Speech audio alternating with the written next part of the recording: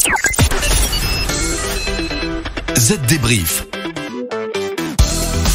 Bonjour tout le monde, nous voilà de retour avec Estelle pour notre nouveau podcast hebdomadaire. Vous le connaissez, le Z Débrief, qui traite de l'actualité de la transformation numérique. Alors cette semaine, Estelle, de quoi allons-nous parler ? Salut tout le monde. Eh bien cette semaine, pandémie oblige, je vous propose de parler des ajustements effectués par Microsoft sur ses produits en ligne.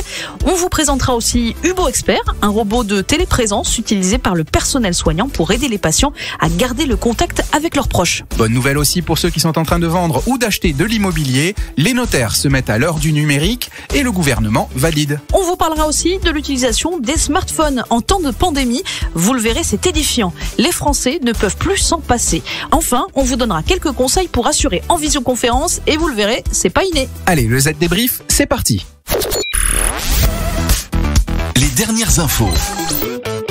C'est une certitude, en raison de la pandémie de Covid-19, notre façon de travailler a totalement changé. Les autorités ont confiné les habitants à leur domicile, ce qui, par ricochet, produit l'explosion du télétravail. Et Microsoft a donc dû s'adapter pour gérer l'explosion du nombre d'utilisateurs de Microsoft Teams, son service de collaboration de groupe, 44 millions de personnes chaque jour. Le gérant a dû aussi ajuster ses autres services. L'entreprise a ainsi informé les utilisateurs de la dernière version de Microsoft 365 que dans leur portail d'administration, la visualisation des miniatures dans les fichiers OneDrive serait modifiée. Microsoft a mis en garde les utilisateurs des versions Microsoft 365 et Office 365 à propos de modifications temporaires qu'ils devraient s'attendre à voir sur OneNote, SharePoint et Stream. Il va donc falloir être vigilant, mais tout ça, c'est pour la bonne cause, celle qui nous fait surfer sur la toile malgré tout.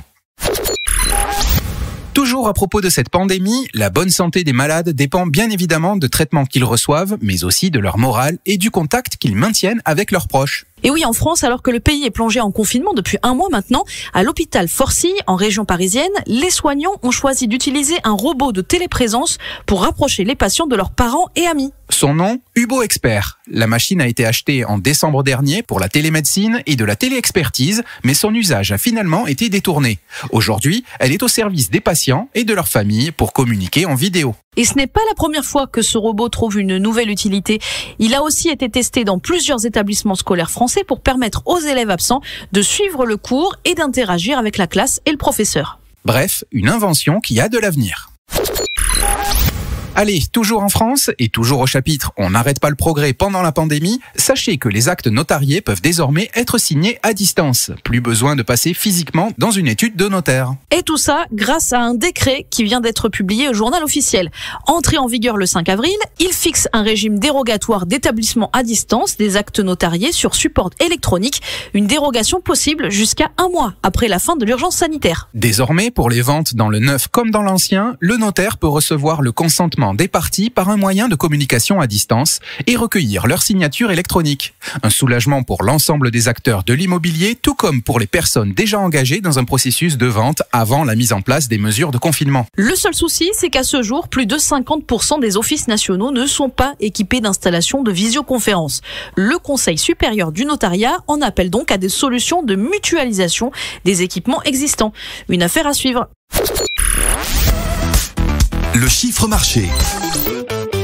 On le savait, mais ça se confirme, le smartphone est l'outil à détenir en cas de confinement. Telle est en tout cas la conclusion d'une étude réalisée par l'Institut IFOP. 62% des personnes interrogées déclarent utiliser davantage leur smartphone depuis le début du confinement. Plus d'un quart déclarent même passer plus de 3 heures par jour sur leur petit écran et c'est essentiellement pour naviguer sur Internet, rédiger des emails ou échanger sur les applications de messagerie. Les Français plébiscitent aussi les applications de jeux vidéo à 30%, les réseaux sociaux à 28% ou encore les applications liées à l'activité physique pour 24%. Enfin, l'étude permet de mettre en évidence une nouvelle prise de conscience chez les Français.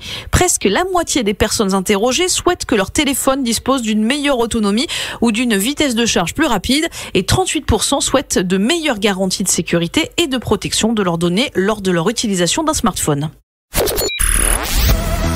Ça peut toujours être utile. Allez, pour finir, quelques conseils pour tenir une réunion en visioconférence via Zoom, comme de nombreuses personnes le font en ce moment. D'abord, ne tweetez pas votre identifiant de réunion. Même si elle est protégée par un mot de passe, vous ouvrez ainsi la porte aux attaques. Ensuite, moins grave, attention à positionner la caméra à hauteur des yeux. Le gros plan sur votre nez n'est pas forcément un choix judicieux, surtout si votre collègue vous a tapé dans l'œil. Assurez-vous aussi que votre nom apparaît. Attention aussi au cadre et à la lumière. Ok, vous n'êtes pas une star de cinéma et votre caméra n'est pas utilisée à Hollywood. Mais quand même, faites attention à la luminosité par exemple. Si vous êtes devant ou à côté d'une fenêtre ou d'une autre source de lumière, ça s'appelle un contre-jour et on ne vous voit pas du tout.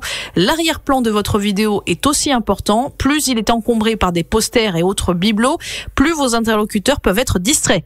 Enfin, essayez de cadrer votre image, ça fait pas de mal. Ah oui, pour finir, si vous participez à une vidéoconférence, soyez présent devant votre caméra. Sinon, ça paraît suspect.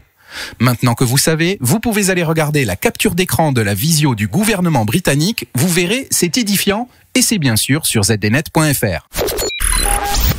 Allez, le Z Débrief, c'est terminé pour cette semaine. On se retrouve la semaine prochaine. En attendant, rendez-vous sur zdnet.fr. À la semaine prochaine. Bye bye.